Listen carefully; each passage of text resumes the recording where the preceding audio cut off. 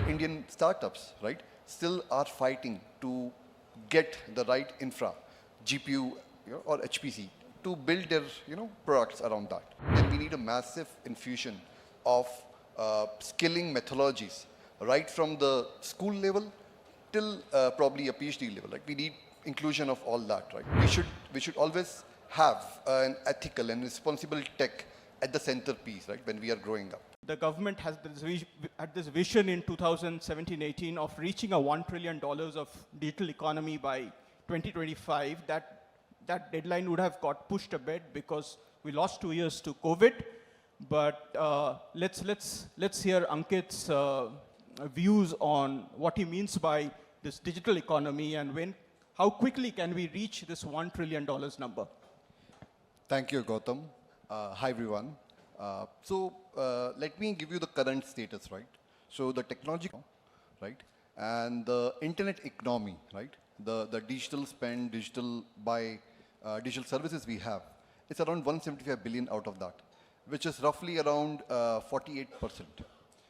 As we see, coming years, it is projected it will grow at 12%, 10 to 12%. So by 2030, the economy, the internet economy or digital economy, is estimated to grow at around 12%, so around $1 trillion, $1,000 billion approximately, right? And similarly, there will be phenomenal growth in the tech sector too, right? So what are the enablers of this, right? So let's think on that, right? If you see, a major trend which has emerged is the income going up, right, in Indian sectors or Indian cities, right? With income, the spend. Now, the major income and spend has increased or probably is projected to increase in the upper middle class, right?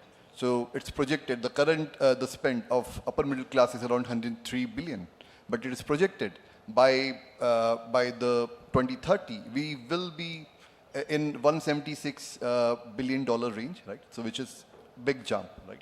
Now with this spend, what has happened is, again, there's a major growth in the T2 cities, right? So T1 cities were leading the way, but the next growth, what we are understanding, will be from the T2 cities, right? T2 and T3 cities, right? So what we see, the income and the spend going up. Now, the other angle to this is, there has been a major mass adoption of digitization, right? Which is definitely led through DPIs like UPI, Aadhaar, and all of that, right? But at the same time, the e-commerce spend by normal citizens have increased phenomenally. It is projected that, again, this 175 billion to 1 billion majorly will be led by the e-commerce sector, right? Again, it will be, or it's projected to be around 5x to 6x. Okay. Now, both of this clubbed with the young and the creative talent what we have in India, right? So that's one major boost. And I think definitely the fourth major enabler is the favorable, regulatory environment what we have. I think these are major four enablers what I see, Gautam, right? With that, I think I should also mention what are the, pitfalls or challenges we might arise, right? So with the massive increase in, economy, digital economy, we also have to upgrade our infrastructures, right? We are doing good, but again, we have to massively grow. Let me take example of, again, Gen AI or LLMs, right? So we all know, I think India has, still a lot of catch up to do. So we don't have an Indian LLM or foundation model.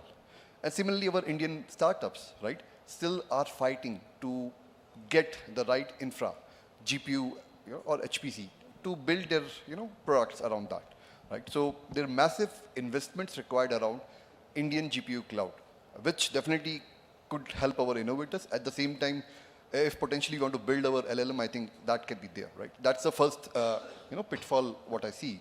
The second one is definitely skills, right? So though we have a very good skill ecosystem, but when we talk about growing at such massive scale, we need a very good infusion of digital skills, digital talent, upgraded talent as we talk, right?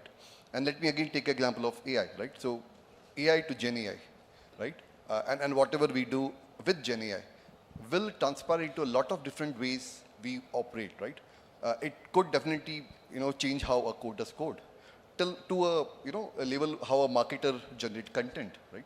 So all of that has to change, and we need a massive infusion of skilling methodologies, right from the school level till probably a PhD level. Like we need inclusion of all that, right? That's the second. And third, I think since we are streamrolling a way ahead, we should always have an ethical and responsible tech at the centerpiece, right? When we are growing up, right? So we should not lose our focus on that. Okay. So I think these were the thoughts I have, Gautam.